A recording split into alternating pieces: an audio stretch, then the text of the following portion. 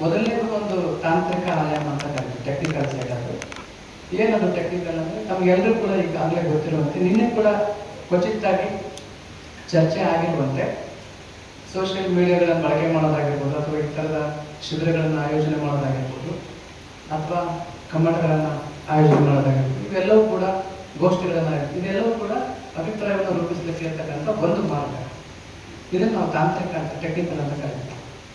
ಆದರೆ ಈ ಜನಾಭಿಪ್ರಾಯವನ್ನು ರೂಪಿಸಲಿಕ್ಕೆ ಬೇಕಾದಂಥ ಮತ್ತೊಂದು ಪ್ರಮುಖ ಆಯಾಮ ಅಂತಂದರೆ ಅದು ಫಿಲಾಸಫಿಕಲ್ ಆ್ಯಂಗಲಲ್ಲಿ ಏನದು ತಾತ್ವಿಕ ಆಯಾಮ ಅಂತ ನಾವು ಕರಿತೀವಿ ಅದನ್ನು.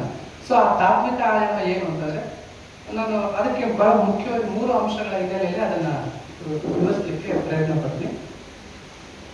ಮೊದಲನೇ ತಾತ್ವಿಕ ಆಯಾಮ ಅಂತಂದರೆ, ಜನಸಮುದಾಯಗಳಲ್ಲಿ ವೈಚಾರಿಕ ಪ್ರಜ್ಞೆಯನ್ನು ಹುಟ್ಟಾಕುವಂಥ ಕೆಲಸವನ್ನು ನಾವು ಮಾಡಲೇಬೇಕಾಗಿದೆ. ಇದು ಬಹಳ ದೊಡ್ಡ ತುರ್ತು ಅಂತ ನನಗೆ ಅನಿಸುತ್ತೆ. ಯಾಕಂತಂದರೆ ಯಾಕೆ ಈ ವೈಚಾರಿಕ ಪ್ರಜ್ಞೆ ಬಗ್ಗೆ ನಾವು ಮಾತನಾಡಬೇಕು ಅಂತಂದರೆ, ಲಿಂಗಾಯತ ಧರ್ಮದ ತಳಹದಿಯೇ ವೈಚಾರಿಕತೆ. ಅದು ನೀವು ಯಾವುದೇ ಅಂಶದ ಹಿನ್ನೆಲೆಯಲ್ಲಿ ಬೇಕಾದರೂ ಗಮನಿಸ್ಬೋದು. ಅಲ್ಲಿರ್ತಕ್ಕಂಥ ವಚನ ಸಾಹಿತ್ಯ ಆಗಿರಲಿ, ಸೊ ಅಲ್ಲಿರ್ತಕ್ಕಂಥ ಆಚರಣೆಗಳಾಗಿರಲಿ, ಲಿಂಗಾಯತ ಧರ್ಮದ ಆಚರಣೆಗಳು, ಇಷ್ಟವಿಲ್ಲದ ಆರಾಧನೆಗಳು, ಸೊ ತದನಂತರ ಬಂದಂಥ ಶರಣರ ಪರಿಕಲ್ಪನೆಗಳಾಗಿರ್ಬೋದು, ಗುರುವಿಂದ ಜಂಗಮ ಕಲ್ಪನೆ ಆಗಲಿ, ಕಾಯಕ, ದಾಸೋಹ, ಪ್ರಸಾದ, ಸೊ ಈ ಥರದ ಎಲ್ಲ ಪರಿಕಲ್ಪನೆಗಳನ್ನು ಗಮನಿಸಿ, ಸಾಹಿತ್ಯವನ್ನು ಗಮನಿಸಿ, ಆಚರಣೆಗಳನ್ನು ಗಮನಿಸಿ, ಎಲ್ಲರೂ ಕೂಡ ನಾವು ವೈಚಾರಿಕತೆಯನ್ನು ಬಿಟ್ಟು ಕಿಂಚಿತ್ತು ಆ ಕಡೆ ಈ ಕಡೆ ಸರಿಯಲ್ಲ ನಮ್ಮ ಲಿಂಗಾಯತ ಧರ್ಮ. ಸೊ ಆ ಕಾರಣಕ್ಕೆ ವೈಚಾರಿಕ ಪ್ರಜ್ಞೆನೇ ಬಹಳ ಮುಖ್ಯ. ಯಾಕಂದ್ರೆ ನನಗೆ ಅನಿಸುತ್ತೆ, ಎಷ್ಟೋ ಸಲ ಈ ದೇಶ ತುಂಬ ನನಗೆ ವಿದ್ಯಾವಂತರೇ ಕಾಣಿಸ್ತಾರೆ, ವಿಚಾರವಂತರಲ್ಲ. ಈ ದೇಶಕ್ಕೆ ತುಂಬ ನನಗೆ ಪ್ರಜೆಗಳೇ ಕಾಣಿಸ್ತಾರೆ, ನಾಗರಿಕರಲ್ಲ. ಈ ದೇಶಕ್ಕೆ ತುಂಬ ನನಗೆ ಬುದ್ಧಿವಂತರೇ ಕಾಣಿಸ್ತಾರೆ, ಹೃದಯವಂತರಲ್ಲ. ಲಿಂಗಾಯತ ಧರ್ಮದಲ್ಲಿ ಇದೆಲ್ಲವೂ ಕೂಡ ಇದೆ. ಹೃದಯವಂತಿಕೆ ಇದೆ, ವೈಚಾರಿಕತೆ ಇದೆ, ಬಹಳ ಮುಖ್ಯವಾಗಿ ನಾಗರಿಕ ಪ್ರಜ್ಞೆ ಕೂಡ ಅಲ್ಲಿ ಕೆಲಸ ಮಾಡ್ತಿದೆ ಅಂತ. ಸೊ ಹಾಗಾಗಿ ನನಗೆ ಅದು ಬಹಳ ಮುಖ್ಯ. ಅಂದ್ರೆ ವಿದ್ಯಾವಂತರ ಕರ್ನಾಟಕದ ತುರ್ತಿಗಿಂತಲೂ ಕೂಡ ವಿಚಾರವಂತರ ಕರ್ನಾಟಕದ ತುರ್ತು ಇಂದೆಂದಿಗೂ ಇವತ್ತು ಹೆಚ್ಚಾಗಿದೆ ಅಂತ ನನಗೆ ಅನ್ಸುತ್ತೆ. ಬಹುಶಃ ತಾವು ಗಮನಿಸಿರ್ಬೋದು, ಇವತ್ತಿನ ವಿದ್ಯಮಾನಗಳನ್ನು ಗಮನಿಸಿದ್ರೆ ಸಮಾಜಕ್ಕೆ ಹಾನಿ ಅಂತ ಆದ್ರೆ ಅದು ವಿದ್ಯಾವಂತರಿಂದ ಆಗಿದೆ, ಅವಿದ್ಯಾವಂತರಿಂದ ಆಗಿಲ್ಲ. ಯಾಕಂತಂದ್ರೆ ಅವ್ರಿಗೆ ಭಯ ಇದೆ, ಗೌರವ ಇದೆ, ಸಮಾಜದ ಬಗ್ಗೆ ಗೌರವ ಇದೆ. ಆದ್ರೆ ನಮ್ಗೆ ಅದು ಇಲ್ಲ ಅಂತೇಳಿ. ಸೊ ಆ ಕಾರಣಕ್ಕೆ ಇದು ಬಹಳ ಮುಖ್ಯ ಅಂತ ನನಗೆ ಅನ್ಸುತ್ತೆ. ಇದನ್ನ ನಾವು ಲಿಂಗಾಯತ ಧರ್ಮದ ಹಿನ್ನೆಲೆಯಲ್ಲಿ ಒಂದು 3-4 ಪಾಯಿಂಟ್ ಇದ್ರು ಕೂಡ ಅದರಲ್ಲಿ ಒಂದು ಪಾಯಿಂಟ್ ಅನ್ನು ನಾನು ಸ್ವಲ್ಪ ಒಂದು 2 ನಿಮಿಷ ವಿಸ್ತರಿಸಿ ಹೇಳೋದಾದ್ರೆ, ವಿಶೇಷವಾಗಿ ನಾನು ಸಾಹಿತ್ಯಿಕ ಆಯಾಮದಲ್ಲಿ ಅದನ್ನ ಹೇಳ್ತೀನಿ. ಒಂದು ವಚನವನ್ನು ನಮ್ಗೆಲ್ಲರೂ ಕೂಡ ಗೊತ್ತಿದೆ, ಅದನ್ನು ವಚನ ಹೇಳಿ ನಾನು ಅದಕ್ಕೆ ಸಂಬಂಧಪಟ್ಟಂತ ಒಂದು ವಿವರಣೆಯನ್ನು ಕೊಡ್ತೇನೆ. ಮೊದಲನೇದು ಆ ವಚನ ಏನು ಅಂತ, ಉಳ್ಳವರು ಶಿವಾಲಯ ಮಾಡುವರು, ಉಳ್ಳವರು ಶಿವಾಲಯ ಮಾಡುವರು, ನಾಯೇನ ಮಾಡಲಿ ಬಡವನಯ್ಯ, ನಾಯೇನ ಮಾಡಲಿ ಬಡವನಯ್ಯ, ಉಳ್ಳವರು ಶಿವಾಲಯ ಮಾಡುವರು, ಎನ್ನ ಕಾಲೇ ಕಂಬ ದೇಹವೇ ದೇಗುಲ, ಶಿರವೇ ಹೊನ್ನ ಕಳಶವಯ್ಯ, ಶಿರವೇ ಹೊನ್ನ ಕಳಶವಯ್ಯ ಅಂತ. ಸೊ ಈ ವಚನ ತಾವೆಲ್ಲರೂ ಕೇಳಿರ್ತೀವಿ. ಬಹುಶಃ ಇದಕ್ಕೆ ಎಷ್ಟು ವೈಚಾರಿಕ ಹಿನ್ನೆಲೆ ಇದೆ ಅಂತ ನನ್ನ ಗ್ರಹಿಕೆ ಇತಿಮಿತಿಯನ್ನು ನಮಗೆ ಹೇಳಕ್ಕೆ ಇಷ್ಟಪಡ್ತೀನಿ. ಸೊ ಬಹುಶಃ ಉಳ್ಳವರು ಶಿವಾಲಯ ಮಾಡುವರು, ಇಂಡಿಯಾದಲ್ಲಿ ಬಹಳ ದೊಡ್ಡ ಚರ್ಚೆಯ ವಿಷಯ ಶಿವಾಲಯಗಳನ್ನು ಮಾಡೋದು, ಈ ಥರದ್ದು ದೇವಸ್ಥಾನಗಳನ್ನು ಮಾಡೋದು. ಯಾಕಂತಂದ್ರೆ ಆರ್ಥಿಕತೆಗೂ ಮತ್ತು ದೇವಸ್ಥಾನಗಳ ಒಂದು ಇದಕ್ಕೂ ಪರಸ್ಪರ ಸಂಪರ್ಕ ಇದೆ ಅಂತಕ್ಕಂಥದ್ದು ಶರಣರ ತಿಳುವಳಿಕೆ ಅಂತ. ನಾವು ಅದು ಇತ್ತೀಚಿನ ದಿನಗಳೆಲ್ಲ ಸಾಬೀತು ಕೂಡ ಆಗಿದೆ. ಅದು ರಾಮ ಮಂದಿರದ ವಿಷಯದಲ್ಲಿ ಇರ್ತಕ್ಕಂಥ ಹಗರಣದಿಂದ ಹಿಡಿದು ಅದೆಲ್ಲವೂ ಕೂಡ ಸಾಬೀತಾಗಿದೆ. ಟಿವಿ 9ನಲ್ಲಿ ಬಹಳ ಮುಖ್ಯವಾಗಿ ಒಂದು ಘಟನೆ ತಮ್ಗೆ ಹೇಳಲೇಬೇಕು, ಒಂದು ವಿಶೇಷ ಕಾರ್ಯಕ್ರಮ. 2012ರಲ್ಲಿ ಒಂದು ಕಾರ್ಯಕ್ರಮ ನಡೀತು, ಸಾಯಿ ಸಂಪತ್ ಅಂತ ಕಾರ್ಯಕ್ರಮದ ಹೆಸರು. ಇದನ್ನೇ ನಾನು ಯಾಕೆ ಮೆನ್ಷನ್ ಮಾಡ್ತೀನಿ ಪರ್ಟಿಕ್ಯುಲರ್ ಆಗಿ ಅಂತಂದ್ರೆ, ಕೆಲವು ಅಂಕಿಅಂಶಗಳನ್ನು ಅವ್ರು ಕೊಡ್ತಾರೆ, ಅದು ಬಹಳ ಮುಖ್ಯ ಅಂತ ಅನಿಸ್ತು. ಸಾಯಿಬಾಬಾ ಮಂದಿರದ 2012ರ ವಾರ್ಷಿಕ ಆದಾಯ ಅಲ್ಲಿ ಹೇಳ್ತಾ ಇದ್ರು, ಚಿನ್ನ 36 kg ಆ ವರ್ಷ, ಬೆಳ್ಳಿ 440 kg, ವಿದೇಶಿ ಕರೆನ್ಸಿ 6.28 crores ಅಂತ, ಮತ್ತೆ ನಮ್ಮ ದೇಶದ ಹಣ 401 ಕೋಟಿ ರೂಪಾಯಿ ಬರೀ ಒಂದು ವರ್ಷ 2011ರಲ್ಲಿ. ಇದು ಟಿವಿನಲ್ಲಿ ಬಂದಂತ ವರದಿ. ಸಾಯಿಬಾಬಾ ಮಂದಿರ ಹೊಸ ವರ್ಷ 2012ರಲ್ಲಿ ಆರಂಭದ 10 ದಿನಗಳ ಆದಾಯ 14,60,00,000. ಕೇವಲ 10 ದಿನಗಳಲ್ಲಿ ಸಂಗ್ರಹ ಆದಂತ ಒಂದು ಶಿರ್ಡಿ ಸಾಯಿಬಾಬಾ ಮಂದಿರದ ಒಟ್ಟು ಆಸ್ತಿ ಕೂಡ ಅವ್ರು ಕೊಡ್ತಾರೆ. 602 ಕೋಟಿ ರೂಪಾಯಿ ಫಿಕ್ಸ್ಡ್ ಡೆಪಾಸಿಟ್ ಇದೆ, 260 ಕೆಜಿ ಚಿನ್ನ ಇದೆ, 2800 ಕೆಜಿ ಬೆಳ್ಳಿ ಮತ್ತೆ 2.5 ಕೋಟಿ ಮೌಲ್ಯದ ವಜ್ರದ ಖಚಿತ ಆಭರಣಗಳಾಗಿದೆ ಅಂತ ಹೇಳಿ ನಮಗೆ ಕೊಟ್ಟರು. ಸಾಯಿಬಾಬಾ ಮಂದಿರದ ಕಿಟಕಿ ಬಾಗಿಲುಗಳು ಕೂಡ ಬಂಗಾರದ್ದು ಅಂತ ಹೇಳ್ತಾರೆ, ಅದು ವಿಶೇಷ. ಮತ್ತೆ ವಜ್ರ ಖಚಿತ ಕಿರೀಟ, ಬಂಗಾರದ ಹಾರಗಳು ಕೂಡ ಈತನಿಗೆ ಸಂದಿವೆ ಅಂತ ಹೇಳಿದ್ರು. ಮತ್ತೆ ಇದನ್ನ ಹೇಳ್ತಾ ಅಲ್ಲಿ ಫಸ್ಟ್ ಹಾಫ್ ಇದನ್ನ ಹೇಳಿದ್ರು. ಫಸ್ಟ್ ಹಾಫ್, ಸೆಕೆಂಡ್ ಹಾಫ್ ಅಲ್ಲಿ ಅವರೊಂದು ಮತ್ತೆ ಟರ್ನ್ ತಗೊಳ್ತಾರೆ ಬೇರೆ ಕಡೆಗೆ, ಅದು ತಿರುಪತಿ ಕಡೆಗೆ ಹೋಗ್ತಾರೆ. ಅಲ್ಲಿ ಏನ್ ಹೇಳ್ತಾರೆ ಅಂದ್ರೆ ತಿರುಪತಿ ಬಾಲಾಜಿ ಆಸ್ತಿ ಕೂಡ ಕಮ್ಮಿ ಏನಿಲ್ಲ, ದೇವರುಗಳ ಮಧ್ಯೆ ಇವತ್ತು ಪೈಪೋಟಿ ಇದೆ ಅಂತ ಹೇಳಿ. 2012ರ ಜನವರಿ ಒಂದೇ ದಿನದ ಆದಾಯ, ಬಾಲಾಜಿ ಆದಾಯ 4,23,00,000 ಒಂದು ದಿನದ್ದು ಜಸ್ಟ್. ಮತ್ತೆ ಸುಮಾರು 50,000 ಭಕ್ತರು ದಿನಾನೂ ಅಲ್ಲಿ ಬರ್ತಾರೆ. 50,000 ಅವತ್ತಿಗೆ 2012 50,000 ಭಕ್ತರು. ಕೇವಲ 1 ರೂಪಾಯಿ ಹಾಕಿದ್ರೆ 50,000 ಆಗುತ್ತೆ. ದಯವಿಟ್ಟು ಗಮನಿಸ್ಕೊಡ್ತಾರೆ, ಕೇವಲ 1 ರೂಪಾಯಿ ಹಾಕಿದ್ರೆ. ಮತ್ತೆ ಸುಮಾರು 50,000 ಭಕ್ತರು ಅಲ್ಲಿ ಬರ್ತಾರೆ. ವಿದೇಶದಲ್ಲಿ ನಡೆಸಿದ ಭಕ್ತರಿಗೆ ಇಂಟರ್ನೆಟ್ ಪೂಜೆ ಪ್ರಸಾರ ವ್ಯವಸ್ಥೆ ಇದೆ. ತಿರುಪತಿ ಒಟ್ಟು ಸಂಪತ್ತು 50,000 ಕೋಟಿಗೂ ಅಧಿಕ ಅಂತ ಟಿವಿ ಬಂದಿದೆ. 50,000 ಕೋಟಿಗೂ ಅಧಿಕ. ವೆಂಕಟೇಶ್ವರ ಸ್ವಾಮಿಯ ಒಟ್ಟು ಆಭರಣಗಳ ತೂಕ 12 ಟನ್ ಇದೆ. 12 ಟನ್. ನಾವು ಇದನ್ನೆಲ್ಲ ಟನ್ ಕೇಳಿದ್ದು ನಾವು ಹಳ್ಳಿಗಳಲ್ಲಿ ಬೆಳೆದಿವಿ. ಟನ್ ಕೇಳಿದ್ದು ನಾವು ಕಬ್ಬಿನ ಲೋಡ್ ಒಂಟ ಟನ್ ಬಗ್ಗೆ ಮಾತಾಡ್ತೀವಿ ಅಷ್ಟೇ ನಮಗೆ. ಆದ್ರೆ ಇಲ್ಲಿ ಆಭರಣಗಳ ವಿಷಯಕ್ಕೆ ಸಂಬಂಧಪಟ್ಟಂಗೆ 12 ಟನ್ ಅಂತ ಹೇಳ್ತಾರೆ. ಮತ್ತೆ ಸ್ವಾಮಿಯ ನಿತ್ಯ ಬಳಕೆಯ ಆಭರಣಗಳ ತೂಕ, ನಿತ್ಯ ಬಳಕೆ ಮಾಡೋ ದಿನ 70 ಕೆಜಿ ಅಂತ ಹೇಳ್ತಾರೆ. ವಿಶೇಷ ದಿನಗಳಲ್ಲಿ ನೀವೇನಾದ್ರೂ ಅದನ್ನ ನೋಡೋದಾದ್ರೆ 1 ಕ್ವಿಂಟಲ್ ಇರುತ್ತೆ. ನಿತ್ಯ 70 ಕೆಜಿ. ವಿಶೇಷ ದಿನಗಳಲ್ಲಿ ತೆಪ್ಪೋತ್ಸವ ಮತ್ತೆ ಬೇರೆ ಬೇರೆ ಸಂದರ್ಭಗಳಲ್ಲಿ 1 ಕ್ವಿಂಟಲ್ ಇರುತ್ತೆ ಅದನ್ನ ಮೈ ಮೇಲೆ ಅಂತ ಹೇಳಿ. ಎಲ್ಲ ಆಭರಣಗಳ ಒಟ್ಟು ಮೊತ್ತ, ಕೇವಲ ಆಭರಣಗಳ ಒಟ್ಟು ಮೊತ್ತ 42,000 ಕೋಟಿ ಅಂತ ಹೇಳ್ತಾರೆ. 42,000 ಕೋಟಿ ಬರೀ ಆಭರಣಗಳು ನಾನು ಹೇಳ್ತಾರೆ. ತಿರುಪತಿ ಟ್ರಸ್ಟ್ ವತಿಯಿಂದ ವಿವಿಧ ಕ್ಷೇತ್ರಗಳಲ್ಲಿ ಹೂಡಿಕೆಯಾದ ಹಣ 650 ಕೋಟಿ ರೂಪಾಯಿ ಫಿಕ್ಸ್ಡ್ ಡೆಪಾಸಿಟ್.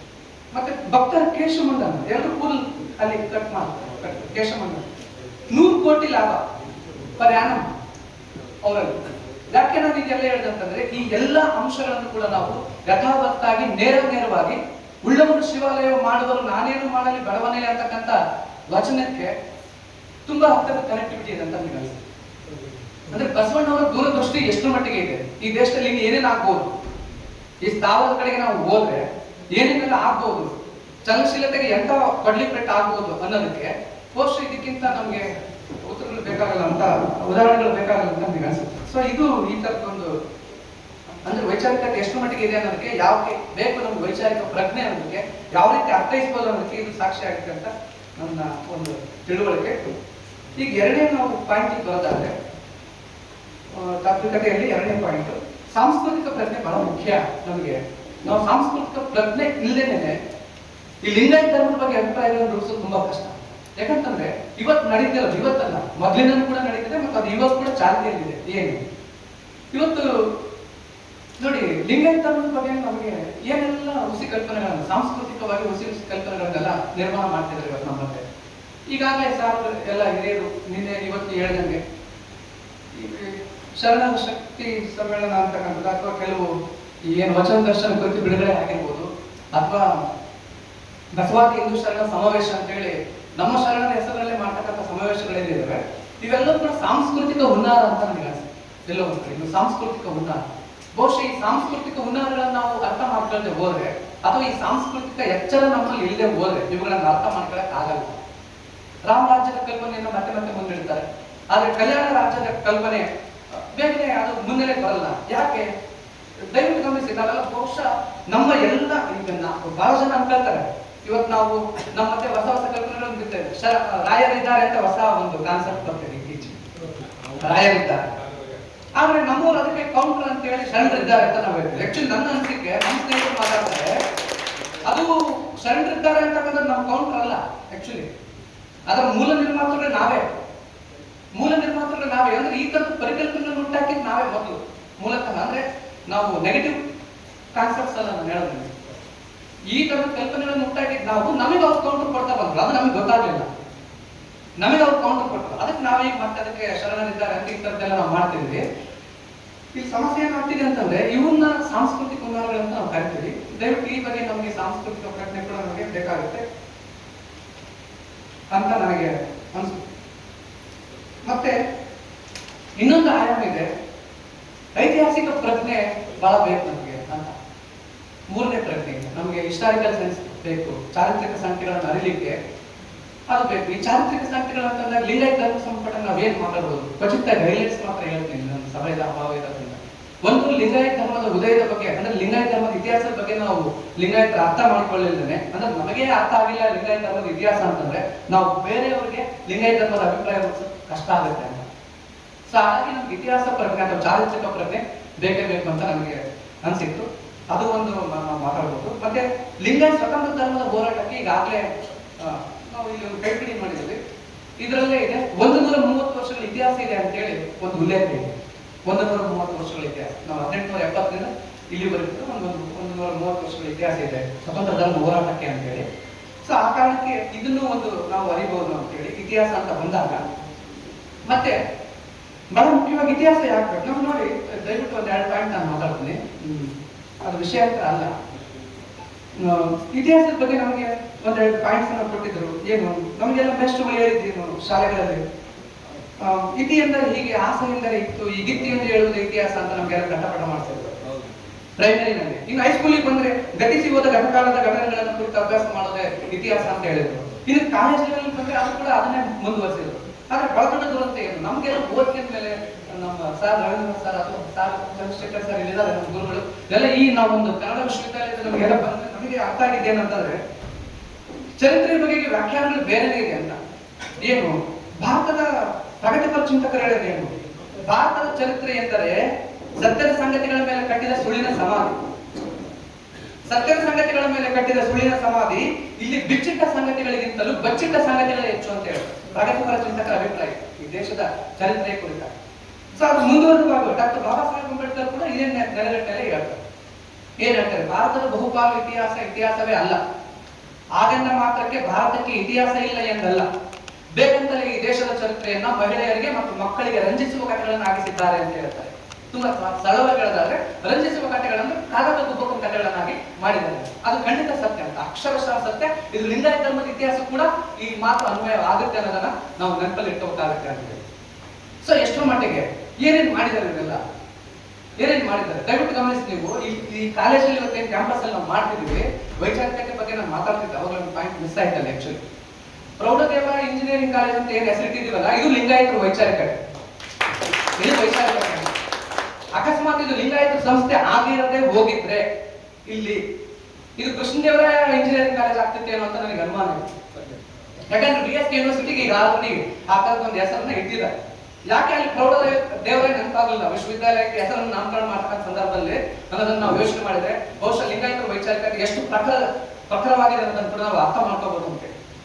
ಸೊ ಆ ನಿಟ್ಟಿನಲ್ಲಿ ಹಾಗೇನೆ ನಾವು ಇಲ್ಲಿ ಬಂದ್ರೆ ಡಾಕ್ಟರ್ ಬಾಬಾ ಸಾಹೇಬ್ ಅಂಬೇಡ್ಕರ್ ಕೂಡ ಲಿಂಗಾಯತ ಧರ್ಮದ ಬಗ್ಗೆಗಿನ ಆ ಮಾತು ಅಕ್ಷರಶಃ ಅನ್ವಯ ಆಗುತ್ತೆ ಅಂತ ನನಗೆ ಅನ್ಸುತ್ತೆ. ಏನಾಗ್ತಿದೆ ಇತಿಹಾಸದಲ್ಲಿ ಆಗಿರ್ತಕ್ಕಂಥ ಲೋಪದೋಷಗಳನ್ನು ದಯವಿಟ್ಟು ಗಮನಿಸಬೇಕು. ಯಾವ ರೀತಿ ಇದೆ ಅದರ ವ್ಯಾಖ್ಯಾನ ಇಂಟರ್ಪ್ರಿಟೇಷನ್ ಅಂತ ನಾವು ಹೇಳ್ತಾ ಯಾವ ರೀತಿ ಇದೆ ಅಂತಂದ್ರೆ ನೋಡಿ, ನಮ್ಗೆ ನಾವು ಓದಿದ ಪಾಠದಲ್ಲೇ ನಾವು ಬೇರೆ ಉದಾಹರಣೆ ತಗೊಂಡ ಅವಶ್ಯಕತೆ ಇಲ್ಲ. ನಮ್ಮ ಪಾಠದಲ್ಲಿ ಇರ್ತಕ್ಕಂಥ 2 ಉದಾಹರಣೆಗಳನ್ನು ನಾನು ಗಮನಿಸ್ತೀನಿ. ನಾನು ಓದಿದ್ದು ಏನು, ನೀವು ಸ್ವಾಮಿ ಭಾರತದ ಇತಿಹಾಸಕಾರ ಬಗ್ಗೆ ನಾನು ಮಾತಾಡೋದು, ನೀವು ಮೊಘಲರ ಬಗ್ಗೆ ಮಾತನಾಡುವಾಗ ಭಾರತದ ಮೇಲೆ ಮೊಘಲರ ದಾಳಿ ಒಂದು ಪಾಠದ ಹೆಸರು ನಾವು ಓದಿದ್ವಿ. ಮೊಘಲರ ಬಗ್ಗೆ ಮಾತನಾಡುವಾಗ ಭಾರತದ ಮೇಲೆ ಮೊಘಲರ ದಾಳಿ ಟೈಟಲ್ ನೋಡಿ ಯಾವ ರೀತಿ ಇದೆ, ಮೊಘಲರ ದಾಳಿ. ಹೆಸರಲ್ಲೇ ನಮಗೆಲ್ಲ ಹೇಳ್ತಿದ್ದಾರೆ ದಾಳಿ ದಾಳಿ ಅಂತೇಳಿ, ಅದಕ್ಕೆ ಪ್ರೆಸ್ ಮಾಡ್ತಿದ್ದಾರೆ. ಅದೇ ನೀವು ಬ್ರಿಟಿಷರ ಬಗ್ಗೆ ಮಾತನಾಡುವಾಗ ಭಾರತಕ್ಕೆ ಯುರೋಪಿಯನ್ನರು ಆಗೋಣ, ಯಾಕೆ ರೆಡ್ ಕಾರ್ಪೆಟ್ ಹಾಕ್ಸ್ಬಿಡ್ರಿ ಅವ್ರಿಗೆ, ಬರ್ಲಿ ನೀಟಾಗಿ ವೆಲ್ಕಮ್ ಮಾಡೋಣ. ಯಾಕಂದ್ರೆ ಬಹಳ ಕೊಟ್ಟಿದಾರಲ್ಲ ಈ ದೇಶಕ್ಕೆ, ಬಹಳ ಕೊಟ್ಟೋಗಿದಾರ ಅವೆಲ್ಲ. ಅಂದ್ರೆ 2 ನಮಗೆ ದೃಷ್ಟಿಕೋನಗಳಲ್ಲಿ ಪರಿಚಯ ಮಾಡಿದ್ರು ಇತಿಹಾಸಕಾರ. ಒಂದು ದಾಳಿ, ಇನ್ನೊಂದು ಆಗಮನ. ಓಕೆ, ಯಾಕೆ ಬ್ರಿಟಿಷರು ಏನು ಅಂತದ್ದೇನು ಕೊಟ್ಟರು ಅಂತ ನಮ್ಮ ದೇಶಕ್ಕೆ. ಸೊ ಅದು ಬೇರೆ, ಅದು ಕೊಟ್ಟಿದ್ರು ಕೂಡ ಬೇರೆ ಬೇರೆ ಹಿನ್ನೆಲೆಗಳಿವೆ. ಮತ್ತೆ ಅದ್ರ ಹಿಂದಿನ ರಾಜಕಾರಣ ಬೇರೆನೇ ಇದೆ, ಅವ್ರು ಕೊಟ್ಟೋಗಿರೋದಕ್ಕೂ ಕೂಡ ಅದರಿಂದ ಒಂದು ರಾಜಕಾರಣ ಇದೆ. ಓಕೆ, ಸೊ ಹಾಗಾಗಿ ಈ ಸೂಕ್ಷ್ಮತೆಗಳನ್ನ ನಾವು ಅರಿಯದೆ ಹೋದ್ರೆ ಬಹುಶಃ ಲಿಂಗಾಯತ ಧರ್ಮವನ್ನ ಜನರಿಗೆ ರೂಪಿಸೋದು ತುಂಬಾ ಕಷ್ಟ ಆಗುತ್ತೆ ಐತಿಹಾಸಿಕ ಪ್ರಜ್ಞೆ ಇಲ್ಲ ಹೋದ್ರೆ. ಸೊ ನಮಗೆ ಫಿಲ್ಮ್ಗಳನ್ನೆಲ್ಲ ತಾವು ನೋಡಿದ್ರಿ ಬಹುಶಃ, ಇತ್ತೀಚೆಗೆ ಫಿಲ್ಮ್ಗಳು ಬಂದು ಕೆಲವು ಕಾಶ್ಮೀರಿ ಫೈಲ್ಸ್ ಅಂತ, ಕಾಶ್ಮೀರ್ ಫೈಲ್ಸ್ ಅಂತ ರೀಸ್ವಾಮಿ ಕಾಶ್ಮೀರ್ ಫೈಲ್ಸ್ ಅಲ್ಲಿ ತಾವು ತೋರಿಸಿದ್ದೇನು ಅಂತ, ಕಾಶ್ಮೀರ್ ಫೈಲ್ಸ್ ಅಲ್ಲಿ ತಾವು ತೋರಿಸಿದ್ದೇನು, ಕಾಶ್ಮೀರಿ ಪಂಡಿತರಿಗೆ ಏನೇನೋ ಹಿಂಸೆ ಆಯ್ತು, ಅವ್ರು ಎಷ್ಟು ಅಲ್ಲಿ ನರಮೇಧ ಆಯ್ತು, ಹಂಗೆ ಹಿಂಗೆ ಅಂತೆಲ್ಲ ತೋರಿಸಿದ್ರು. ಓಕೆ, ಪಾಪ ನಿಮಗಾಗ್ಬಿಟ್ರೆ ನೋವು, ನಿಮಗಾದ್ರೆ ಪಾಪ ಎಲ್ಲ ಬಹಳ ಸಂಕಟ ಆಗುತ್ತೆ, ತೊಂದರೆ ಆಗುತ್ತೆ, ಈ ತರ ಫಿಲಮ್ ಮಾಡ್ಬಿಡ್ತೀವಿ. ತಾವೆಲ್ಲ ಬುದ್ಧಿವಂತರಲ್ಲ, ಯಾಕಂದ್ರೆ ತಾವೆಲ್ಲ. ಆದ್ರೆ ಕಲ್ಯಾಣ ಫೈಲ್ಸ್ ಯಾಕ್ರಿ ಬರಕ್ ತೆಗೆಯಲ್ಲ ನೀವು? ಕಾಶ್ಮೀರಿ ಫೈಲ್ಸ್ ತೆಗಿಯಕ್ ಬರುತ್ತೆ ನಿಮಗೆ, ಕಲ್ಯಾಣ ಫೈಲ್ಸ್ ಯಾಕೆ ತೆಗೆಯಲ್ಲ ನೀವು? ಇತಿಹಾಸ ಎಷ್ಟು ಮಟ್ಟಿಗೆ ನಮಗೆ ಬೇಜಾರಾಗುತ್ತಂದ್ರೆ ಇತಿಹಾಸದ ಬಗ್ಗೆ. ಸ್ವಾಮಿ ಜಲಿಯನ್ ವಾಲ್ಬಾಗ್ ಹತ್ಯಾಕಾಂಡದ ಬಗ್ಗೆ ಮಾತಾಡ್ತೀವಿ. ಜನರಲ್ ದಯಾಳ್ ಫೈಲ್ ಮಾಡಿಬಿಟ್ಟ, ಆದೇಶ ಕೊಟ್ಟ, 139 ಜನ ಸತ್ರು ಅಂತ ಬ್ರಿಟಿಷ್ ಹಿಸ್ಟ್ರಿ ಪ್ರಕಾರ 139 ಜನ ಸತ್ರು. ನಮ್ಮ ಭಾರತದ ಇತಿಹಾಸ ದಾಖಲೆಗಳ ಪ್ರಕಾರ 1500 ಜನ ಸತ್ರು ಅಂತ ಹೇಳಿ ಜಲಿಯನ್ ವಾಲ್ಬಾಗ್ ಹತ್ಯಾಕಾಂಡ. ಆದ್ರೆ ಹಳೆ ಮೈಸೂರು ಭಾಗದಲ್ಲಿ ನಡೆದಂತ ಮೈಸೂರು ಭಾಗದಲ್ಲಿ ನಡೆದಂತ ಲಿಂಗಾಯತರ ಹತ್ಯಾಕಾಂಡ ಯಾಕೆ ನೆನಪಾಗಲ್ಲ? ಅದು ಯಾಕೆ ಇತಿಹಾಸದಲ್ಲಿ ಅದನ್ನ ಯಾಕೆ ಮುಚ್ಚಿಡೋ ಪ್ರಯತ್ನ ನಾವು ಮಾಡ್ತಿದೀವಿ ಅಂತ ಅಂದ್ರೆ ಇದೇ ತರ ಆಗಿದೆ ಎಲ್ಲ ಕಡೆ ಕೂಡ. ಒಂದ್ ಕಡೆಗೆ ಕಾಶ್ಮೀರಿ ಫೈಲ್ಸ್ ಮಾತಾಡ್ತಾರೆ, ಕಲ್ಯಾಣದ ಫೈಲ್ಸ್ ಮಾತಾಡಲ್ಲ, ಜಲಿಯನ್ ವಾಲ್ಬಾಗ್ ಹತ್ಯಾಕಾಂಡದ ಬಗ್ಗೆ ಮಾತಾಡ್ತಾರೆ, ಮೈಸೂರು ಭಾಗದಲ್ಲಿ ಆದಂತ ಲಿಂಗಾಯತರ ಹತ್ಯಾಕಾಂಡದ ಬಗ್ಗೆ ಮಾತಾಡ್ತಾ ಇಲ್ಲ ಅಂತ ಅನ್ನೋದಾದ್ರೆ ಬಹುಶಃ ಮುಚ್ಚಿನ ಪ್ರಯತ್ನ ನಾವು ಮಾಡ್ತೀವಿ ಅಂತ. ಅದಕ್ಕೆ ಪ್ರಗತಿಪರ ಚಿಂತಕರ ವ್ಯಾಖ್ಯಾನವನ್ನು ನಾನು ಮೊದಲಿಗೆ ಹೇಳಿದ್ದು, ಇಲ್ಲಿ ಬಿಚ್ಚಿಟ್ಟ ಸಂಗತಿಗಳಿಗಿಂತಲೂ ಬಚ್ಚಿಟ್ಟ ಸಂಗತಿಗಳೇ ಹೆಚ್ಚು ಅಂತ. ಹಾಗಾಗಿ ಸತ್ಯ ಸಂಗತಿಗಳ ಮೇಲೆ ಕಟ್ಟಿದ ಸುಳ್ಳಿನ ಸಮಾಧಿ ಅಂತ ಇಲ್ಲಿನ ಚರಿತ್ರೆಯನ್ನ ನಾವು ವಿಶ್ಲೇಷಣೆ ಮಾಡಬೇಕಾಗುತ್ತೆ. ಹಾಗಾಗಿ ಈ ತರದ ಎಲ್ಲ ಕಾರಣಗಳ ಒಂದು ಹಿನ್ನೆಲೆಯಲ್ಲಿ ನಮಗೆ ಹಿಸ್ಟಾರಿಕಲ್ ಸೆನ್ಸ್ ತುಂಬಾ ಮುಖ್ಯ ಅಂತ ನನಗೆ ಅನ್ಸುತ್ತೆ. ಮತ್ತೆ ಲಿಂಗಾಯತ ಧರ್ಮದ ವಿಶೇಷತೆಗಳು ಏನು ಅನ್ನೋದನ್ನು ನಾವು ಹೇಳ್ಬೋದಿತ್ತು. ಇನ್ನು 2 ನಿಮಿಷದಲ್ಲಿ ನನ್ನ ಮಾತನ್ನು ಮುಗಿಸ್ ಬಹುಶಃ ಏನು ಅಂತಂದ್ರೆ, ನಮಗೆ ಲಿಂಗಾಯತೇತರ ಬಸವಾದಿಗಳು ಏನಿದ್ದಾರೆ, ಲಿಂಗಾಯತೇತರ ಬಸವಾದಿಗಳು, ನಾವು ಈಗ ಲಿಂಗಾಯತರ ಕುಲದಲ್ಲಿ ಹುಟ್ಟಿದೀವಿ ಅಥವಾ ಏನೋ ಒಂದು ಆಗಿದೆ, ಈಗ ನಾವು ಲಿಂಗಾಯತ ಅಂತ ಕರ್ಸ್ಕೊಳ್ಳೋದು ಬೇರೆ. ಆದ್ರೆ ಈ ಲಿಂಗಾಯತೇತರ ಬಸವ ಪ್ರೇಮಿಗಳು ಇದ್ದಾರೆ ನಮ್ಮ ಮಧ್ಯದಲ್ಲಿ, ಅವ್ರನ್ನ ಗುರುಸ್ಬೇಕಾಗ್ತದೆ. ಇದಕ್ಕೊಂದು ಚಿಕ್ಕ ಲೈವ್ ಎಕ್ಸಾಂಪಲ್ ಕೊಡೋದಾದ್ರೆ, ಆಕ್ಚುಲಿ ಇವತ್ತು ಅವ್ರು ಕರ್ಕೊಂಡ್ಬರ್ಬೇಕಾಗಿತ್ತು ನಮ್ಮ 3 ಶ್ರಮಿಕ ವರ್ಗ ಅವರು. ಬಟ್ ಅವರು ಇವತ್ತು ದುಡ್ಕಂತೀನಿ ಹೊಟ್ಟೆಪಾಡು ಅವ್ರಿಗೆ ಅನಿವಾರ್ಯ ಆಗಿರೋ ಕಾರಣ ನಾವು ಬರಕ್ಕಾಗಲ್ಲ ಸರ್ ಅಂತ ಹೇಳ್ತಾ ಬಿಟ್ಟು ಬಂದಿದ್ದೀನಿ. ಬಟ್ ಅವ್ರ ಅನುಪಸ್ಥಿತಿಯಲ್ಲಿ ನಾನು ಇವತ್ತು ಅವ್ರ ಬಗ್ಗೆ ಮಾತಾಡಬೇಕಾಗಿದೆ. ಏನು ಅಂತಂದ್ರೆ, ನೋಡಿ ನಮ್ಮತ್ತೆ ಯಾವ ರೀತಿ ಇದೆ ಲಿಂಗಾಯತೇತರ ಬಸವ ಪ್ರೇಮಿಗಳು. ನಾನು ಈಗ ಒಂದು ಚಿಕ್ಕ ಮನೆ ಕಳಿಸ್ತಿದ್ದೀನಿ ಬೊಮ್ಮಳಿನಲ್ಲಿ. ಸೊ ಅಲ್ಲಿ ದಿನ ಒಂದು 3 ಜನ ಲೇಬರ್ಸ್ ಬರ್ತಾರೆ. ಆ 3 ಜನರ ವಿಶೇಷತೆ ಏನಂತಂದ್ರೆ, ಮೊದಲನೇನು ಮೇಸ್ತ್ರಿ. ಸೊ ಆ ಮೇಸ್ತ್ರಿ ಪೀರ್ ಸಾಬ್ ಅವನ ಹೆಸರು, ಮೇಸ್ತ್ರಿ ಹೆಸರು ಪೀರ್ ಸಾಬ್. ಎರಡನೇನು ಬೇಲ್ದಾರನ ಹೆಸರು ಮಾಬು ಸಾಬ್ ಅಂತ. 3ನೇ ಲೇಬರ್ ಅವ್ರ ಕೆಳಗೆ ಅಸಿಸ್ಟೆಂಟ್. ಸೊ ಅವನ ಹೆಸರು ಜಬಿ ಸಾಬ್ ಅಂತ. ಯಾಕೆ ಇದನ್ನ ನಾನು ಇಲ್ಲಿ ಹೇಳ್ತಿದ್ದೀನಿ ತಮಗೆ ಅಂತಂದ್ರೆ, ಅಲ್ಲಿ ಈ ಪೀರ್ ಸಾಬ್ ಮೇಸ್ತ್ರಿ ವಿಶೇಷತೆ ಏನಂತಂದ್ರೆ, ನಾನು ಈ ತರ ಕಾರ್ಯಕ್ರಮಗಳಲ್ಲಿ ಭಾಗವಹಿಸಿದ್ದು ಅಥವಾ ಇನ್ನೇನು ನಾವು ಬೇರೆ ಬೇರೆ ಚರ್ಚೆಗಳನ್ನು ಮಾಡ್ತಾ ಇದ್ರೆ ಅವ್ರ ಜೊತೆಗೆ ಮಾಡ್ತಾ ಇದ್ದೆ, ಮೇಸ್ತ್ರಿ ಜೊತೆಗೆ ಮಾಡಿದ್ರೆ ಮನೆ ಕಳಿಸ್ಬೇಕಾ ಆತ ಅದನ್ನ ಅತ್ಯಂತ ಸಮಯದಿಂದ ಕೇಳ್ತಾನೆ. ಗಂಟೆಗಟ್ಟಲೆ ಹೇಳಿದ್ರೆ ಸುಮ್ಮನೆ ಇರ್ತಾನೆ, ಕೇಳಿಸಿ ಅಂತ ತಾಳ್ಮೆ. ಏನಪ್ಪ ಏನ್ ಸರ್ ಹಿಂಗೆಲ್ಲ ಇಲ್ಲಿ ಏನ್ ಸರ್ ನಡೀತಿದೆ ನಮ್ಮ ದೇಶದಲ್ಲಿ ಅಂತ ಕೇಳ್ತಾರೆ. ಎಲ್ಲ ಮಾತಾಡಿದ್ಮೇಲೆ ಇದು ಪೀರ್ ಸಾಬ್ ವ್ಯಕ್ತಿತ್ವ, ಮೇಸ್ತ್ರಿ. ಬೇಲ್ದಾರನ ವ್ಯಕ್ತಿತ್ವ ಎಂತದಂತಂದ್ರೆ, ನಾನು ಆಕಸ್ಮಿಕವಾಗೆಲ್ಲ ಟೀ ಕೊಡಕ್ಕೆ ಅಂತ ಅವಾಗ ಆಕಸ್ಮಿಕವಾಗಿ ಸೈಟ್ ವಿಸಿಟ್ ಮಾಡಿದಾಗ ನಾನೇ ನೋಡಿದ್ದು ಕಣ್ಣಾರ. ಏನು ಅಂತಂದ್ರೆ ಅಲ್ಲಿ ಹೇಳ್ತಾನಾಗ, ಏನ್ ಸರ್ ಬೆಳಿಗ್ಗೆ 6 ಗಂಟೆಗೆ ಬರ್ತಾರೆ ಅವ್ರಿಗೆ ನಮ್ಮ ಮನೆ ಕಟ್ಲಿಕ್ಕೆ, 6ಕ್ಕೆ ಬಂದು ಸಾಯಂಕಾಲ 6 ಗಂಟೆಗೆ ಹೋಗ್ತಾರೆ. ನಾನು ಅವ್ರಿಗೆ ಅಣ್ಣ ಅಂತ ಕರೀತೆ. ಏನಣ್ಣ ಮಾವಣ್ಣ ನೀನು ಬೆಳಿಗ್ಗೆ 6ರಿಂದ ಸಾಯಂಕಾಲ 6 ಅಂದ್ರೆ 12 ತಾಸು ಆಗುತ್ತೆ, ನಿಮ್ಗೆ ಏನು ಇಷ್ಟು ವರ್ಕ್ ಮಾಡ್ತಿರಲ್ಲ ನೀವು ಹೆವಿ ಹಂಗಿಂಗ್ ಅಂತಂದ್ರೆ, ಸರ್ ನೀವು ಇಷ್ಟೇ ನೋಡಿರೋದು ಬೆಳಗ್ಗೆ 6ರಿಂದ 6 ಅಷ್ಟೇ ನೋಡ್ತಿದ್ದೀವಿ. ಇಲ್ಲಿಂದ ಮತ್ತೆ ರಾತ್ರಿ 12 ಗಂಟೆ ತನಕ ಮಾಲಿಗೆ ಹೋಗ್ಬೇಕು ಸರ್, ನಾಗರಿಕಗಳಿಂದ ಮಾಲಿಗೆ ಹೋಗ್ಬೇಕು, ನಮ್ಮ ಅಕ್ಕನ ಮನೆ ಕಟ್ತಾ ಇದೀವಿ ಅಲ್ಲಿ ಅಂತ. ಎಷ್ಟು ತಾಸು ಆಗುತ್ತೆ? ಬೆಳಿಗ್ಗೆ 6ರಿಂದ ರಾತ್ರಿ 12 ಗಂಟೆ ತನಕ ನಿರಂತರ ಕೆಲಸ. ಕಾಯಕದ ಬಗ್ಗೆ ನಾವಿಲ್ಲಿ ಮಾತಾಡೋದು ಬೇರೆ, ಅದನ್ನ ಸ್ವತಃ ಅದನ್ನ ಅನುಷ್ಠಾನಕ್ಕೆ ತರೋದು ಬೇರೆ. ಇದಕ್ಕಿಂತ ಬಹುಶಃ ಕಾಯಕ ಜೀವಿಗಳನ್ನ ನಾವು ಇಂಥವ್ರು ಗುರುತಿಸಲೇಬೇಕು ಅಂತ ಒಂದು ತಿಳುವಳಿಕೆ. ಇದನ್ನ ವಿಶೇಷತೆ ಏನು? ಹಿಂಗೆ ಮಾತಾಡ್ತಾ ಬಂತು, ಎಷ್ಟು ನಿಮಗೆ ಕಾಯಕದ ಬಗ್ಗೆ ಶ್ರದ್ಧೆ ಇತ್ತು ಹಂಗಿಂಗ್ ಅಂತ ಎಲ್ಲ ಮಾತನಾಡುವಾಗ ಅವ್ರು ಹೇಳಿದ್ರು, ಸರ್ ಮಾಲ್ಮೆಯಿಂದ ಬೊಮ್ಮಳ್ಳಿಗೆ ಬಂದು 5 ವರ್ಷ ಆಯ್ತು ನಾನು. ಇಲ್ಲಿ ಬಸವೇಶ್ವರ ಸರ್ಕಲ್ ಐತಲ್ಲ, ಬಸವೇಶ್ವರ ಸರ್ಕಲ್ ಬೆಳಿಗ್ಗೆ 5 ಗಂಟೆ ನಾನು 4 ಗಂಟೆಗೆ ಎದ್ದು ಸ್ನಾನ ಮಾಡಿ ದಿನನಿತ್ಯ, ಸರ್ 5 ವರ್ಷದಿಂದ ನಾನು ಮಾಡ್ತಿರೋದು ಹೇಳ್ತೇನೆ ನಿಮಗೆ. ಬೆಳಿಗ್ಗೆ 4 ಗಂಟೆಗೆ ಎದ್ದು ಸ್ನಾನ ಮಾಡಿ ಬಸವೇಶ್ವರ ಸರ್ಕಲ್ ನಾನು ಸುಮ್ಮನೆ 5 ರೌಂಡ್ ಪ್ರದಕ್ಷಿಣೆ ಮಾಡ್ತೇನೆ. ಯಾಕೆ ಮಾಡ್ತೀವಿ ಅಂದ್ರೆ ನನಗೆ ಗೊತ್ತಿಲ್ಲ ಸರ್, ಏನು ಆ ಮೂರ್ತಿ ನೋಡಿದ್ರೆ ನನಗೆ ಹಂಗೆ ಮಾಡ್ಬೇಕು ಅನ್ಸುತ್ತೆ ಆ ಹೇಳಿದ್ರು. ನನಗೆ ಗೊತ್ತಿಲ್ಲ, ನನಗೆ ಅನ್ಸುತ್ತೆ ಯಾರು ಲಿಂಗಾಯತರು ಅಂತ. ಲಿಂಗಾಯತರು ಅಂದ್ರೆ ಯಾರು? ಓಕೆ, ಲಿಂಗಾಯತ ದೇವರು ಅಂತ ಅವ್ರು ಗುರುತಿಸ್ತೀವಲ್ಲ ನಾವು. ಸೊ ಅಲ್ಲಿ ಕೂಡ ಬಸವವಾದವನ್ನ, ಬಸವ ಪ್ರೇಮವನ್ನ ನಾವು ಇದನ್ನು ಗುರುತಿಸ್ಬೇಕಾಗಿದೆ ಅಂತ ನನಗೆ ಅನ್ಸುತ್ತೆ. ಇನ್ನು ಜಬಿ ಸಾಬ್ ಕೊನೆಯದಾಗಿ ಲೇಬರ್ ಪಾಪ ಆತ ಹೆಂಗ ಅಂತಂದ್ರೆ, ನಾನು ಯಾವಾಗ ಈಗ ನಿಮಗೆ ಗೊತ್ತಿದೆ ಮನೆ ಕಟ್ಸುವಾಗ ಲೇಬರ್ಗಳೆಲ್ಲ ಏನ್ ಮಾಡ್ತಾರೆ, ಸಾಂಗ್ಗಳನ್ನ ಇಟ್ಕೊಂತಾರೆ ಮೊಬೈಲ್. ಆತ ಮೊಬೈಲ್ ಸಾಂಗ್ ಇಟ್ಕೊಳ್ಳೋಣ. ನಾವು ಪ್ರತಿ ಸಲ ಹೋದಾಗ ಮೊನ್ನೆ ನಡೆದಿದ್ದೇವೆ. ಕರೀಂ ಸಾಬ್ ಎಲ್ಲ ತಮ್ಗೆ ಗೊತ್ತಿದೆ ಬಹುಶಃ. ಕರೀಂ ಸಾಬ್ ಅವರು ಪಟಚಿಂತಕರು, ಅವರು ಕೂಡ ಅವ್ರು ಏನ್ ಮಾಡಿದ್ರು, ಅವರು ಬಸವಣ್ಣವ್ರ ವಚನಗಳನ್ನ ಯೂಟ್ಯೂಬ್ಗಳಲ್ಲಿ ಆಡಿಯೋ ವಿಡಿಯೋ ಮಾಡಿ ಎಲ್ಲ ಬಿಟ್ಟಿದ್ದಾರೆ. ಅದನ್ನ ಇವ್ರು ಕೇಳ್ತಾ ಇದ್ದಾರೆ. ಮೊನ್ನೆ ನಾನು ಕೇಳಿದಾಗ, ಅವ್ರು ಹೋದಾಗ ಟೀ ಕೊಡಕ್ ಹೋದಾಗ ಅವ್ರು ಏನ್ ಕೇಳ್ತದಂದ್ರೆ, ನೀನೊಲಿದರೆ ಕೊಂಡು ಕನರುವುದಯ್ಯ ಬಸವಣ್ಣನ ವಚನ ವಿಶ್ಲೇಷಣೆ ಮಾಡ್ತಾ ಇದ್ರು. ಅದನ್ನ ಇವ್ರು ಕೇಳ್ತಾ ಇದ್ದಾರೆ. ಅವ್ನು ಕೇಳ್ತಾ ಇದ್ದಾನೆ, ಜಗಿ ಸಾಬ್ ಕೇಳ್ತದಾನೆ, ಇವರೆಲ್ಲರೂ ಕೆಲಸ ಮಾಡಿ ಅಂತ ಕೇಳ್ತಾರೆ. ನನಗೆ ಇದು ಊಹೆ ಮಾಡ್ಕೊಳಕ್ ಆಗ್ತಾ ಇಲ್ಲ. ಆಕಸ್ಮಿಕವಾಗಿ ನಮ್ಮ ಮನೆಯವ್ರು ಕಟ್ಟಕ್ ಬಂದಿದ್ದಾರೆ, ಇದೆಲ್ಲ ನನಗೆ ಆಕಸ್ಮಿಕವಾಗಿ ಗೊತ್ತಾಗಿದೆ. ಸರಿ, ಇಲ್ಲೇ ಹೋದ್ರೆ ನಾನು ಅನ್ಕೊಂಡಿದ್ದೆ ಎಷ್ಟೋ ಸಲ ಇಷ್ಟು ಇಂಥವ್ರು ಇನ್ನೂ ಎಷ್ಟು ಜನ ಇದ್ದಾರೆ ಅಂತ ನಮ್ಮ ಮಧ್ಯದಲ್ಲಿ, ನಮ್ಮ ಸುತ್ತಮುತ್ತ, ನಮ್ಮ ಪರಿಸರದಲ್ಲಿ. ಸೊ ಹಾಗಾಗಿ ಈ ಬಸವೇತರ ಲಿಂಗಾಯತ ಏನ್ ಪ್ರೇಮಿಗಳಿದ್ದಾರೆ, ಬಸವ ತತ್ವ ಅನುಯಾಯಿಗಳಿದ್ದಾರೆ, ಇವರನ್ನ ನಾವು ಖಂಡಿತ ಗುರುತಿಸಬೇಕು, ಗೌರವಿಸಬೇಕು ಅಂತ. ಇನ್ ಕೊನೆ ಪಾಯಿಂಟ್ ಏನು ಅಂತಂದ್ರೆ, 24x7 ಒಬ್ಬ ಲಿಂಗಾಯತನೇ ಆಗಿರ್ಬೋದು. 24x7 ಶಕ್ತಿ ಶಿಬಿರ ಬಂದಾಗ ಲಿಂಗಾಯತ ಆಗೋದಲ್ಲ. ಓಕೆ, 24x7 ಯಾಕಂತಂದ್ರೆ ನೀವು ಗಮನಿಸಿ, ತಾಯಿಯ ಪ್ರೀತಿಯಲ್ಲಿ ವ್ಯತ್ಯಾಸನೇ ಇಲ್ಲ. ಅದು 24x7 ಜೀವ ಇರೋ ತನಕ ಕೂಡ. ಬಹುಶಃ ನಮ್ಗೆ ಎಲ್ಲರಿಗೂ ಕೂಡ ಒಂದು ಕತೆ ಗೊತ್ತಿದೆ. ಒಬ್ಬ ತಾಯಿ ಮಗನನ್ನ ಬೆಳೆಸಿದಾಗ ಅಲ್ಲಿ ಅವನು ವೇಶ್ಯ ಸಂಪರ್ಕದಲ್ಲಿದ್ದ. ಜನಪದ ಕತೆ ಇತ್ತು, ನಮ್ಗೆಲ್ಲರಿಗೂ ಗೊತ್ತಿದೆ ಬಹುಶಃ. ಆ ವೇಶ್ಯ ಒಂದಿನ ಸಂಘರ್ಷ ನಡೆಯುತ್ತೆ. ನಿಮ್ ತಾಯಿ ಬೇಕಾ ಅಥವಾ ನಾನು ಬೇಕು? ದಿನ ನಿನ್ ತಾಯಿ ಕಾರಣ ಹೇಳ್ಬೇಡ, ಲೇಟ್ ಆಗಿ ಬಂದೆ, ಅದು ಬಂದೆ, ಇದು ಬಂದೆ ಅಂತ ಹೇಳಿ ತಾಯಿ ಕಾರಣ ಹೇಳ್ಬೇಡ. ಇವತ್ತು ಎರಡರಲ್ಲಿ ನಾನು ಡಿಸೈಡ್ ಆಗ್ಬೇಕು, ತಾಯಿ ಬೇಕಾ ನಾನು ಬೇಕು. ಅವ್ನು ಹೇಳ್ತಾನೆ ನೀನೇ ಬೇಕು ಅಂತ ಹೇಳ್ತಾನೆ ವೇಶ್ಯ. ತಾಯಿ ಬೇಡ. ಆ ಕೇಳ್ತಾರೆ ನಾನ್ ಬೇಕು ಅಂತ ಅನ್ನೋದಾದ್ರೆ ನಿಮ್ ತಾಯಿಯ ಶಿರ ನನಗೆ ಬೇಕು ಅಂತ ಹೇಳ್ತಾರೆ. ಶಿರಚ್ಛೇದ ಮಾಡ್ಬೇಕು ನಿಮ್ ತಾಯಿ. ಅದಕ್ಕೆ ಇವ್ನು ಒಪ್ಕೊಂಡು ಏನ್ ಮಾಡ್ತಾನೆ, ತಾಯಿಯ ಶಿರವನ್ನು ತಗೊಂಡ್ಬರ್ತಾನೆ ದಾರಿನಲ್ಲಿ ವೇಶ್ಯ ಮನೆಗೆ. ತಗೊಂಡು ಹೋಗ್ತಿರ್ಬೇಕಾದ್ರೆ ಕಲ್ಲು ಎಡುತ್ತಾನೆ.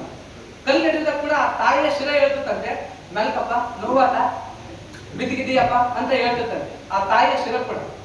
ಅಂದ್ರೆ ಯಾಕೆ ಹೇಳ್ತಾನೆ ಅಂತಂದ್ರೆ, ತಾಯಿಯ ಕಕ್ಕುಲಾತಿ ಅಂತ ಬಂದ್ರೆ, ಅಂತಃಕರಣ ಅಂತ ಬಂದ್ರೆ ಅದಕ್ಕೆ ಕೊನೆನೇ ಇಲ್ಲ, ಎಲ್ಲೇನೇ ಇಲ್ಲ. ಅಂದ್ರೆ ಲಿಂಗಾಯತರ ಆ ಪ್ರಜ್ಞೆಗೆ, ಲಿಂಗಾಯತ ತನಕ್ಕೆ ತಾಯ್ತನ ಹೆಂಗಿದೇನೋ ಹಂಗೆ ಲಿಂಗಾಯತ ತನಕ್ಕೆ ಕೊನೆನೇ ಇರಬಾರ್ದು ಅಂತ ಹೇಳೋದು. 24x7 ಇರ್ಬೇಕಾಗುತ್ತೆ ಅಂತ. ಆಗಿದ್ದಾಗ ಮಾತ್ರ ನಾವು ಲಿಂಗಾಯತ ಧರ್ಮದ ಬಗೆಗೆ ಅಭಿಪ್ರಾಯಗಳನ್ನು ರೂಪಿಸಕ್ಕೆ ಸಾಧ್ಯ.